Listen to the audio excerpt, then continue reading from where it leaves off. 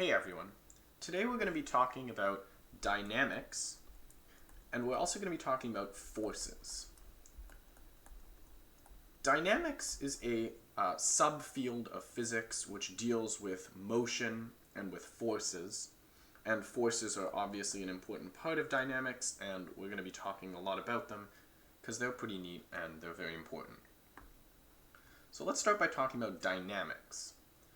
Dynamics is a subfield of physics, as I said. So physics has a lot of different parts to it. One big part is something called mechanics. And within mechanics, there are a couple different subspecialties, which I'm going to draw in a Venn diagram. If we're talking strictly about motion, and we don't care about forces at all, then we deal with the field of kinematics, which we've done already. If we're talking about forces, and we don't care at all about motion, so things are just, they're not moving at all, then we have the field of statics. And it's right in the middle here, when we talk about both motion and forces, that we care about the field of dynamics, which deals with both movement and forces. So that's what we're going to look at today, dynamics. Dynamics is a complicated but ultimately not too bad part of physics, and it'll be great. So the first thing to look about is, what is a force? Most people think about forces and they think, oh, forces are pushes or they're pulls. And this is what we're often taught, especially in elementary school. Forces are pushes or pulls. You can test this quite easily. If your friend's walking in the hallway and you push your friend into the wall, you've just put a force, exerted a force, we say, onto that friend, and the friend's moved and they're now in the wall. It's a push.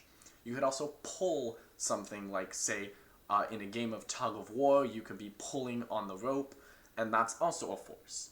But in physics, we need a more precise definition of forces to really understand what they are. So I'm going to kind of steal from Wikipedia here.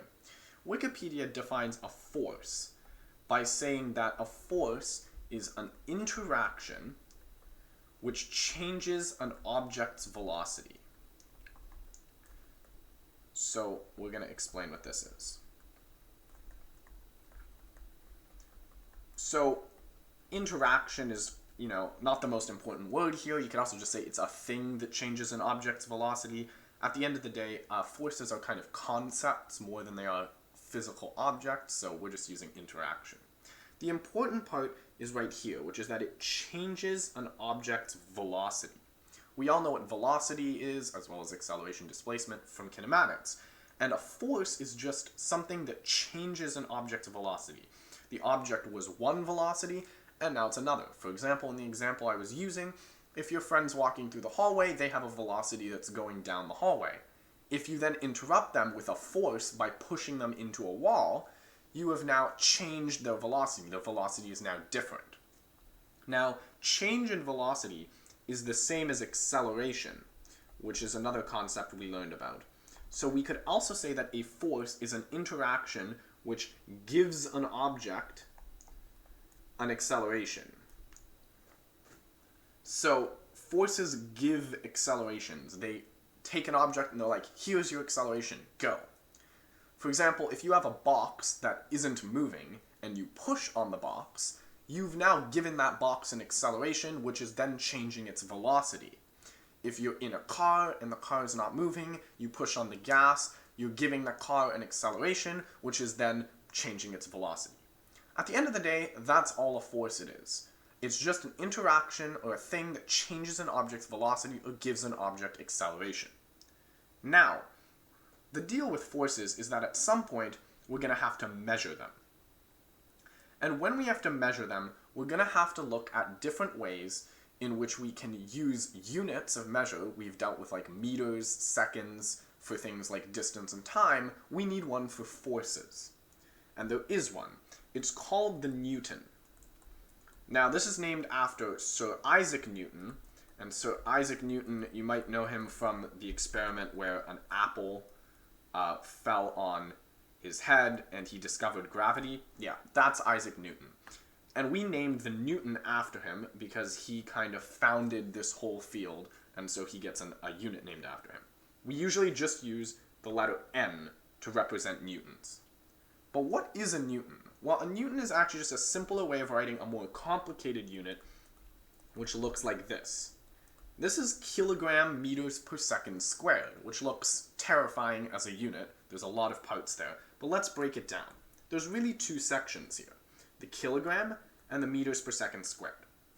Now, kilograms are a unit of mass, or as we would say in normal English, not in physics, just like weight, which is kind of the amount of mass an object has, how heavy it is, whatever you want to think of it as. That is kilograms. That's an oversimplification. Mass actually has a really specific definition in physics, but for now, that's all we need to worry about, is the fact that this is a unit of mass. Meters per second squared we encountered in the last part when we were doing kinematics. Meters per second squared is a unit of acceleration. So, we have a mass and we have an acceleration. Well, what does that sound familiar? Well, remember, a force is just a thing which gives an acceleration to an object. So, we measure newtons by talking about the object, its mass, and also the acceleration we're giving it. So, we say that 1 newton, 1n, is the amount of force that's required to take an object which is 1 kilogram in mass and change it so that its acceleration equals 1 meter per second squared. So the 1 newton is the force that this person would have to apply to this box, which is 1 kilogram in weight, or mass, in order to get an acceleration of 1 meters per second squared. And that's what the newton is. And it's how we measure forces. In the end, we're just talking about the thing and its mass along with its acceleration, which is its change in velocity. The last component of this is obviously, in this example, when this person is pushing this box, he's doing so in a specific direction, this way. So we notice that in addition to having a specific number of newtons of value, this force also has a direction. As we know, things which have both values and directions are vectors, and forces are no exceptions. All forces are vector quantities.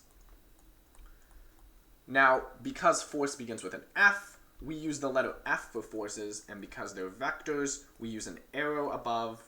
So, the symbol we use to represent forces in calculations in physics is an F with an arrow. Now, forces are broken down into a lot of different types, and we usually denote these types by putting subscripts under the F. So we might say, FA for a specific type of force. There might be FT or FN, but we're going to go over these in a separate video. This was just kind of a general introduction to forces, where I wanted to acquaint you with the whole idea of what they really are. So remember, forces are an interaction which changes an object's velocity or gives the object an acceleration. And they are dealt with in the subjects of statics and dynamics, which is what this unit is all about. They're measured in newtons, which is just a short way of saying kilogram meters per second squared, which is talking about given an object of a certain mass, to change that acceleration of that object, how much force do we need? Finally, remember that forces are vectors. We deal with them using directions and magnitude. Alright, that's all for now. Bye, and see you again soon.